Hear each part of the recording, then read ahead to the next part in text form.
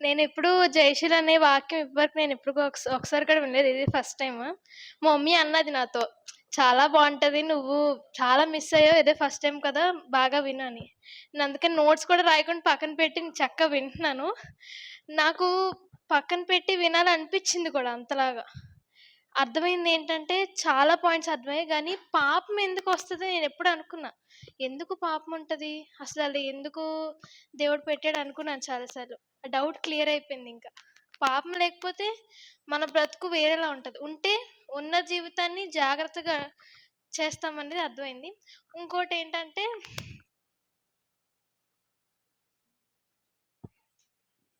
క్రీస్తు సంఘంలో మన బాధ్యతలుంటాయి కదా!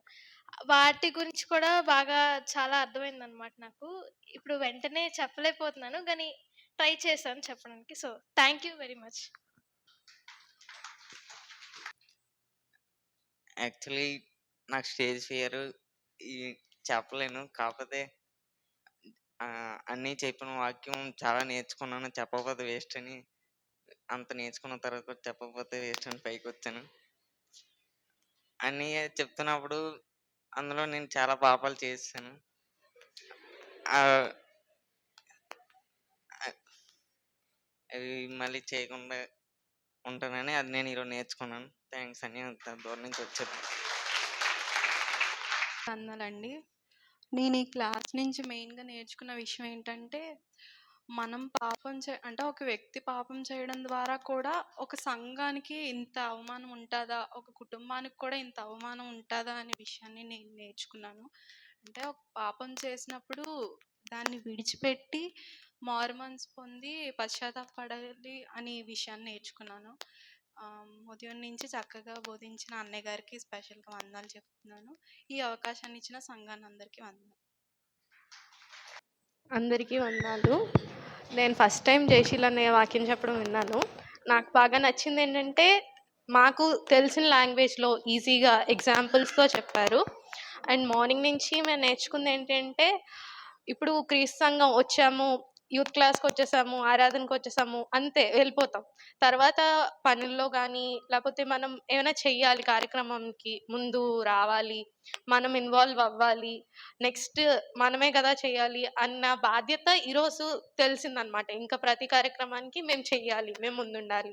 నెక్స్ట్ నుంచి మేము కూడా చేయాలి కదా! ఈ సంఘం నడిపించాల్సింది మేమే కదా! అనేది తెలుసుకున్నాను. అండ్ నెక్స్ట్ ఒక మనిషి ఏదైనా చేసినా నాతో అయిపోతుంది గదా! నెక్స్ట్ నా పేరెంట్స్‌కి తెలీదు గదా! నేను చేసేసాను. నా ఫ్రెండ్స్ ఉన్నారు అన్న ఇదిలో ఉంటాం. కానీ మళ్ళీ దేవుడు చూస్తాడు. తర్వాత మన వల్ల మన పేరెంట్స్ సఫర్ అవుతారు. మన సంఘం సఫర్ అవుతుంది. ఇవన్నీ ఆలోచిస్తే ఆ పాపం జోలికి పోవడం కాకుండా ఆలోచించినా నాకు భయమేస్తుంది. అమ్మో! మనం చేయకూడదు. మన వల్ల మన దేవునికి తప్పు పేరొస్తుంది. అయినా మనం అలాంటి ఆలోచనలు కూడా రాకూడదు అన్నది నేను బాగా తెలుసుకున్నాను. థ్యాంక్ యూ అన్నయ్య. వందాలమ్మా. అందరికీ వందనాలు. ఈరోజు నేను నేర్చుకున్నదేంటంటే థాట్స్ కోసం నేర్చుకున్నాను. Decision making. Good decision making అనేది ఎప్పుడొస్తదంటే మనకి గుడ్ థాట్స్ ఉన్నప్పుడు. మనకి బ్యాడ్ థాట్స్ వచ్చినప్పుడు అక్కడే కట్ చేసేయాలి అని నేర్చుకున్నాను. And thank you uncle. అందరికీ వందనాలు. అందరికీ వందనాలు. ఎలాగా అపోస్తల కార్యంలో ఉన్నదో అంటే పరిశుద్ధాత్మ అందరికీ వచ్చి మిగతా వాళ్ళకి వాళ్ళ భాషల్లో అది మాట్లాడుతున్నట్టుగా వాళ్ళకి వినిపించిందో, ఈరోజు ఎలాగా ప్రీచర్ గారు చెప్తున్నప్పుడు నాకు ఒక విషయంలో తాకింది. అది అందరూ ఒక్కొక్క సమస్యలో ఉంటారు. వాళ్ళకి ఆ విషయంలో తాకుతుంది. నాకు ఎలాగనిపించిందంటే ఒక ట్రాన్స్లేషన్ చేయడానికి వచ్చిన వాళ్ళు ఒక 9 సంవత్సరాలు కష్టపడి ట్రాన్స్లేషన్ చేసి అన్నీ ప్రింటెడ్ మెటీరియల్ దాస్తే అదంతా కాలిపోయింది. ఇది దేవుని చిత్తం కాదేమో అని నన్ను వదలలేదు, చేస్తూనే ఉన్నారు. నేను ఎలాగంటే నేను ఏదైనా చేస్తాను, ట్రై చేస్తాను, అవ్వలేదంటే అంతే, మరి దాన్ని వదిలేసుకుంటాను. ఇంకా నేను చేయలేను, అందరూ ఒకలా అంటున్నారు, ఇలాగ అన్నిటికి ఎవరైనా చిన్న రిజెక్షన్ ఇచ్చినా వదిలేస్తున్నట్టు ఉంటా. మళ్ళీ ఏదో అంత జీవితం సాఫీగానే గడుస్తుంది అన్నట్టు లేదు. అసలే బైబిల్లో చాలా మంది కష్టాలు పడతానే ఉన్నారు. అబ్రహాం కానీ, ఇస్సాకు, బాబుల విషయంలో కానీ కష్టాలు పడ్డారు. వాళ్ళు కష్టాలు పడి చాలా సూపర్ హీరోస్ లాగా ఇప్పుడు మారారు. ఏంటంటే వాళ్ళు అన్ని విజయాలు కూడా వాళ్ళకి వచ్చాయి. నేనేంటంటే ఫస్ట్ అన్నీ రిజెక్ట్ చేసేసుకుంటూ నాకు ఇలా జరిగింది, నేను మానేసుకుంటాను అలా అనుకుంటూ అన్నీ వదిలేసుకుని నేను తప్పు చేసుకుంటున్నాను. దేవుడు నాకు ఇంకా సపోర్ట్ చేయాలనే కొన్ని ఇస్తున్నారు టాస్క్ లాగా. టాస్క్ని నాకెందుకు ఈ టాస్క్ వచ్చింది, నేను ఎందుకు ఇవి చేయాలి, నాకెందుకు అందరిలాగా సాఫీగా వెళ్ళలేకపోతున్నాను అన్న బాధ, వాళ్ళకి ఉంటున్నాయి ఇవి ఉంటున్నాయి అని కంపారిజన్ చేసుకుంటూ నేనే నన్ను నేను నష్టపరుచుకున్నట్టుగా నాకు అనిపించింది. నేను ఇప్పటి నుంచి అలా చేయకుండా దేవుడు నాకు హెల్ప్ చేస్తున్నారు. నాకు మంచి టాస్క్లు ఇచ్చి నేను ఇంకా హైకి వెళ్ళాలని, ఇంకా మంచి పొజిషన్లో ఉంచాలని నాకు కొన్ని టాస్క్లు ఇస్తున్నారని గమనించి దాన్ని పాజిటివ్గా తీసుకుని ముందుకు వెళ్ళాలని అనుకున్నాను. వాక్యం చెప్తున్నాను. థ్యాంక్స్. అందరికీ వందనాలు. అనకాపల్లి క్రీస్తు సంఘం నుంచి వందనాలు. నేను దేవుని నిత్యత్వంలోని దేవుని సంకల్పం కోసం తెలుసుకున్నాను. దేవుని సంకల్పం అంటే దేవునిలా యేసుక్రీస్తు లాంటి కుమారులు చాలామంది ఉండాలని దేవుని సంకల్పం. అలాగ అందులో నేను కూడా ఒకనిగా ఉండాలని నాకు ఇవాళ వాక్యం నాకు అనిపించింది. తర్వాత పాపం అంటే ఏంటో తెలుసుకున్నాను. అంటే పాపం చేస్తే ఎంత భయంకరంగా ఉంటుందో ఆకాన్ పాపం కోసం తెలుసుకున్నా. ఆకాన్ కోసం చాలాసార్లు బైబిల్లో చదివాను కానీ ఇంత డీప్గా ఆలోచించలే. అంటే ఆకాను తన ఫ్యామిలీని చనిపోవడం చూడడం అసలు అలాగా అసలు నేను ఆలోచించలేదు. తర్వాత సంఘం యొక్క పరిచర్య మనం యూత్గా చేయాలని, ఇంకా నేను పరిచర్య చేస్తాను కానీ ఇంకా ఎక్కువ చేయాలని తెలుసుకున్నాను. అండ్ తల్లిదండ్రులకి రెస్పెక్ట్ ఇవ్వాలని నేర్చుకున్నాను. నేను వింటాను కానీ ఒక్కొక్కసారి వినకపోవచ్చు, అది కామన్గా ఉంటుంది. అండ్ ఇంకా ఎక్కువ కృషితో చేయాలని నేర్చుకున్నాను. అందరికీ వందనాలు.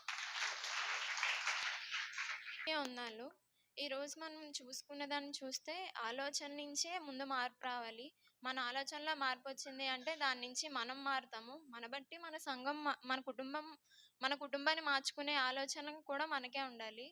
కుటుంబం నుంచి సంఘం నుంచి దేవుని సంకల్పం ఎలా అనేది నేర్చుకుంటాము. సో ముందు మన ఆలోచన మారితేనే మొత్తం దేవుని సంకల్పం నెరవేర్చే వారంగా ఉంటామని చెప్పి ఈరోజు నేను నేర్చుకున్నాను. తర్వాత పాపంలో కూడా ఎలా పడకుండా ఉండాలో కూడా నేర్చుకున్నాము. ఇవి చెప్పినందుకు అన్నయ్యకు వందనాలు చెప్పుకుంటూ నాకు ఈ అవకాశాన్ని ఇచ్చిన ఈ సంఘానికి వందనాలు చోడవరం క్రీస్తు సంఘం నుంచి మీ అందరికీ వందనాలు తెలియజేస్తున్నాను. దేవుని సంకల్పం నా ఆలోచనలు, ఆ కాన్సెప్టే నాకు చాలా బాగా నచ్చింది. ఆ హెడ్డింగ్ చాలా బాగా నచ్చింది. నేను 2 కాన్సెప్ట్స్గా తీసుకున్నాను. ఫస్ట్ దేవుని సంకల్పం నా ఆలోచనలు, సెకండ్ది పాపం. ఇది హెడ్ అనుకుంటే ఇది టెయిల్. ముందుగా డైరెక్ట్గా వెళ్ళిపోకుండా ఒక్కొక్క కాన్సెప్ట్ని వివరిస్తూ చెప్పారు కదా, నాకు చాలా బాగా నచ్చింది. అన్నయ్య గారికి వందనాలు తెలియజేస్తున్నాను. ప్రాముఖ్యంగా మా చోడవరం క్రీస్తు సంఘం నుంచి మీకు వందనాలు తెలియజేస్తున్నాను. నాకు చాలా బాగా నచ్చింది. ఇందులో మెయిన్ పాయింట్ ఎత్తే థాటే రావట్లేదు నాకు. అన్ని మెయిన్ పాయింట్స్లా కనిపిస్తున్నాయి.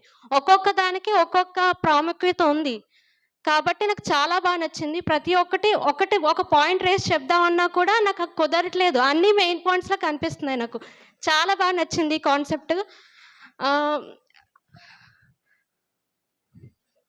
పాపం అనే ఏదైతే ఉందో నాకు ఒక్కొక్క పాయింట్ ఏదో చెప్తాను కదా, కాన్సెప్ట్ చాలా బాగా నచ్చింది. ఒక్కొక్క పాయింట్ రేస్ చేద్దామన్నా కూడా నాకు కుదరట్లేదు. అసలు అంత బాగా నచ్చింది. థ్యాంక్ యూ అండి.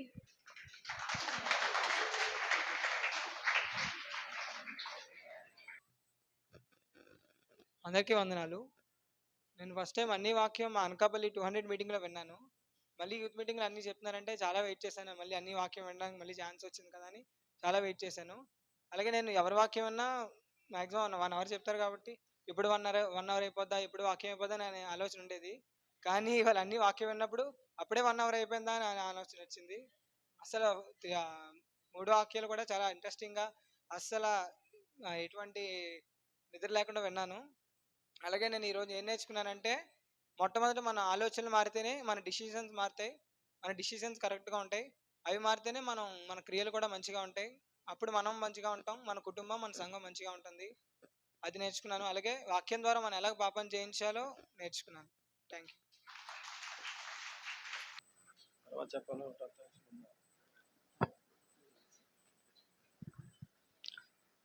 సోదరు లంగయ్య గారు వచ్చినట్లయితే వారు ముగింపు ప్రార్థన చేయాల్సిందిగా వారిని సంఘంపేట వారిని ఆహ్వానిస్తున్నాం.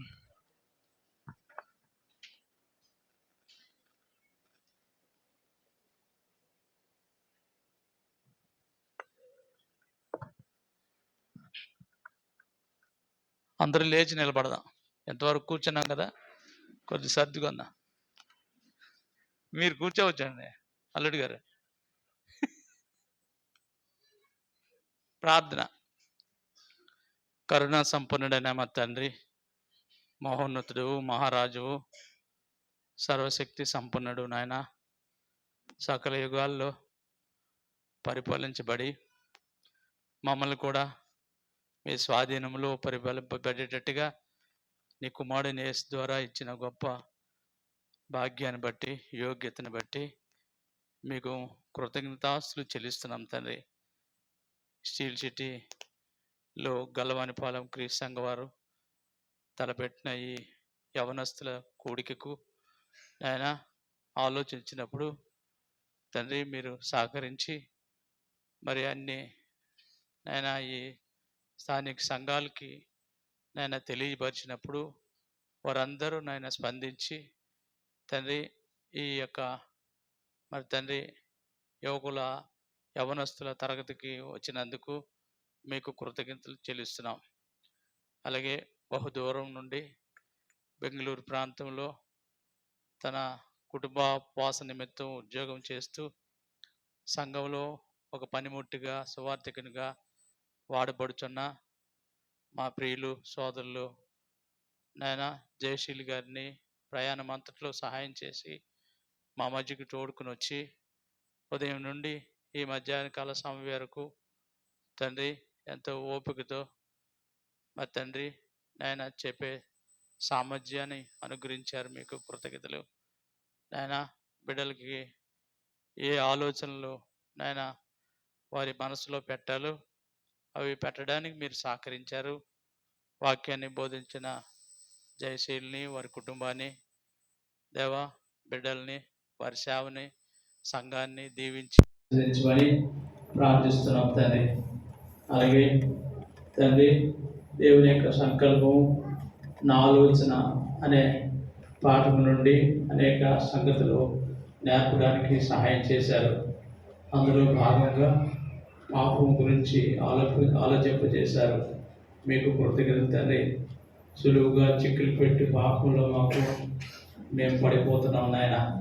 కనుక తండ్రి అటువంటి సులువుగా చిక్కులు పెట్టే విషయాల్ని ఆలోచించి వాటిలో పడకుండా ధైర్యంగా నాయన పాపాన్ని ఎదిరించగల శక్తి గల నీ వాక్యాన్ని ధైర్యాన్ని జ్ఞానాన్ని మా అందరికీ అనుగ్రహింపజేస్తున్నందుకు మీకు కృతజ్ఞతలు చెల్లిస్తున్నాం తండ్రి. ఆయా స్థానిక సంఘాల నుండి వచ్చిన ప్రతి ఒక్కరిని, సువార్థికుల్ని, సోదరీమణుల్ని, యవనస్తుల్ని, బాలుల్ని, బాలికల్ని దీవించి ఆశీర్వదించండి. వారి భావ జీవితాల్లో ఎలాగా ఆలోచిస్తున్నారు, ఆలోచనలకు భిన్నంగా ఎలా వ్యవహరిస్తున్నారు తండ్రి, ఎలాగ లోకంలో లోబడి వారి జీవితాలను తండ్రి అపవిత్రపరుచుకుంటున్నారనే సంగతిని గ్రహించగలిగి ఇకనైనా తండ్రి నీ చిత్తానికి అనగా మీ సంకల్పానికి అనుకూలంగా దగ్గరగా ఆలోచింపడేలాగా సహాయం చేయమని ప్రార్థిస్తున్నాం తండ్రి. దగ్గర తండ్రి మేము ప్రతిసారి ఆలోచిస్తున్నామే కానీ మా ఆలోచనలో ప్రక్కదారిని పెడుతూ మాకు మేమే దురాశలోనే శ్రమ తీర్చుకుంటూ శోధన పడుతూ ఏడవపడి మరల కొనుపడిన వారమే పాపం తెచ్చుకుని మరణాన్ని పొందే పరిస్థితులు ఎదుర్కొంటున్నాం. కనుక తండ్రి నీ లేఖనాలే మాకు సహాయం చేసేటట్టుగా మా ఆలోచన మళ్లించుకొని నీ వైపు తిరగగలిగేలాగా సహాయం చేయమని అడుగుతున్నాం తండ్రి. ఈ లోకం మళ్ళీ అంటకుండా మమ్మల్ని మేము నీ వాక్యం చేత నాయన కాపాడుకుంటూ దేవా మీరు కోరుకున్నట్టుగా క్రీస్తు కలిగిన సంపూర్ణతను సమానమైన సంపూర్ణత సాధించే వస్తు కృషి చేయగలిగేలాగా సహాయం చేయమని అడుగుతున్నాం. పిల్లలు అలాగ ఆలోచించి ఆ యొక్క మంచి ఆలోచనలు నాయన కుటుంబంలో ఉండగలిగి ఆ కుటుంబం ద్వారా సంఘానికి మంచి పేరు తెచ్చేవారుగా అలాగే మీ సంకల్పాన్ని నెరవేర్చేవారుగా ఉండేలాగా దీవించమని ప్రార్థిస్తున్నాం. వినిన మేము నాయన పెద్దలైన మేము వారికంటే నాయన మా ఆలోచనలు నాయన మధ్యవరకుతో మేము ఆలోచిస్తూ ఉన్నాం కనుక అటువంటి వాటిని తొలగించుకొని మా యొక్క ఆలోచనలు కానీ మా మధ్యవరకులు కానీ మీకు అప్పగించి నీ వాక్యం చేత పెద్దలైన మేము సంఘంలో నాయన ఇతరులని తీర్చిదిద్దాలంటే ఎలాగా అని ఆలోచించగలుగుతూ నిర్ణయాలు తీసుకుని ఇక్కడ నుండి నాయన సువార్థికులు నాయన పెద్దలైన మేము ఆలోచించుటకు సహాయం చేయమని ప్రార్థిస్తున్నాం తండ్రి. దేవ మా అపరాధాలను మన్నించండి నాయన. మేము దురాభిమాన పాపంలో పడిపోకుండా దేవ నాయన నీవు కోరుకున్నట్టుగా నాయన ఆలోచించిన ప్రకారంగా మీ సంకల్పం ప్రకారంగా మీ కుమారులు లాంటి కుమారులుగా మేము తయారవడానికి సహాయం చేయమని ప్రార్థిస్తున్నాం తండ్రి. దేవా ఈ ఏర్పాట్లు చేసిన స్టీల్ సిటీ సంఘాన్ని దీవించండి. వీటి కొరకు ఆర్థిక సహాయాన్ని ప్రార్థన సహాయాన్ని అలాగే ఫిజికల్గా అందించే సహాయాన్ని చేసిన వారందరినీ దీవించమని ప్రార్థిస్తున్నాం.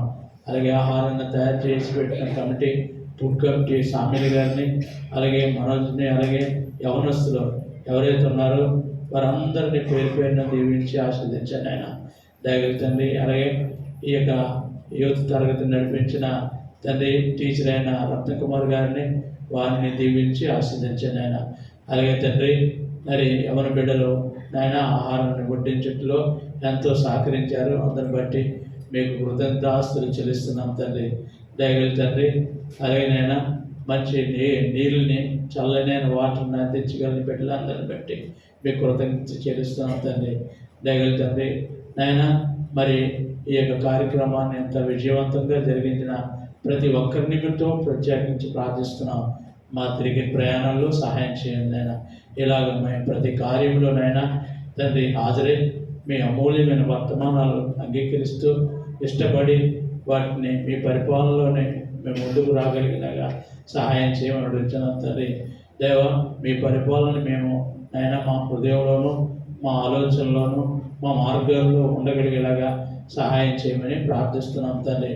దేవ అలాగేనైనా మరి సమయంలోనైనా మరి ఈ స్థానిక సంఘాన్ని అయినా దినదినము సంఖ్యలోను నాణ్యతలోను పెరిగేటట్టుగా సహాయం చేయమని ప్రార్థిస్తున్నాం తండ్రి. ఇలాగా ఆయా స్థలాల్లో జరుగుతున్న ప్రార్థన కూడికలు అయితేనేమి బైబిల్ తరగతులు అయితేనేమి ఆయన వాటన్నింటినీ మేము అందరం ఏక మనసు కలిగి ఐక్యతగా పనిచేయగలిగి క్రీస్తు రాజ్య సువార్తను ప్రకటించగలిగేలాగా సహాయం చేయమని ప్రార్థిస్తున్నాం తండ్రి.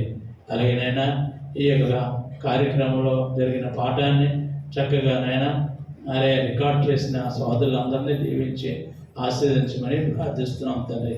దేవా నీ కృప చొప్పున మరొకసారి మేము కలుసుకునే భాగ్యం దయచేయమని, ఇంకా ఎవరైతే బలహీన పరిస్థితుల్లో శారీరకంగా బలహీనంగా ఉన్నానో ఆత్మీయంగా బలహీనంగా ఉన్నానో దేవ ఆధ్యాత్మికంగా చింతలు లేని వారికి నీ చింత అనుగ్రహించమని కృప చూపించమని ప్రార్థిస్తున్నాం తండ్రి. దేవ మా అవసరాలు ఎరిగిన దేవుడు కనుక మా ప్రతి అవసరం దయచేయండి. ఏ కార్యక్రమం చేసినా మాకు ఆర్థిక స్తోమత అవసరం ఉన్నాయన వాటిని మేము అందరము పురుకొల్పబడి ఒకరినొకరు ప్రోత్సహించబడి ఏ కార్యక్రమం జరిగినా అందరూ నాయన తల భాగంగా మేము ఆలోచన చేస్తే ఆ కార్యక్రమం విజయవంతంగా చేస్తూ వాటి ద్వారా మేలు పొందగేటట్టుగా సహాయం చేస్తారని ప్రార్థిస్తున్నాం. మా మధ్యకు వచ్చిన మా సోదరులు జయశ్వరి గారిని వారు తిరిగి ప్రయాణంలో సహాయం చేయండి. వారు మరలా వారి నాయన తండ్రి గారి గృహానికి వెళ్ళబోతుండగా వారు తోడుకొండమని ప్రార్థిస్తున్నాం. సోదరులు జాసవ గారిని వారి సతీమణి సోదరి నాయన మేరీ గారిని కనికరించి నీ చిత్తానుసారం ఆరోగ్యం దయచేయమని ప్రార్థిస్తున్నాం తండ్రి. ఇలాగ మావలే ఎక్కడైతే తరగతులు నిర్వహిస్తున్నారో వారందరికీ తోడుగుండి విజయవంతంగా జరిగేలా సహాయం చేస్తున్నందుకు కృతజ్ఞత చేస్తున్నాం తండ్రి. మళ్ళీ ఈ కూడుకుని మిగిల్చుకొని మా గృహాలకు వెళ్తుండగా తోడుగా ఉండమని కృప చూపించమని మీరే మహిమ పొందమని ఈ ప్రార్థన మనవులు మా కొరకు మరణించి తిరిగి లేచిన నీ కుమారుడు మా రక్షకుడైన యేసుక్రీస్తు పుణ్యనామని అడిగి వేడుకుంటూ సమర్పించుకుంటున్నాను తండ్రి. ఆమేన్. అందరికీ వందనాలు. దయచేసి కూర్చోండి.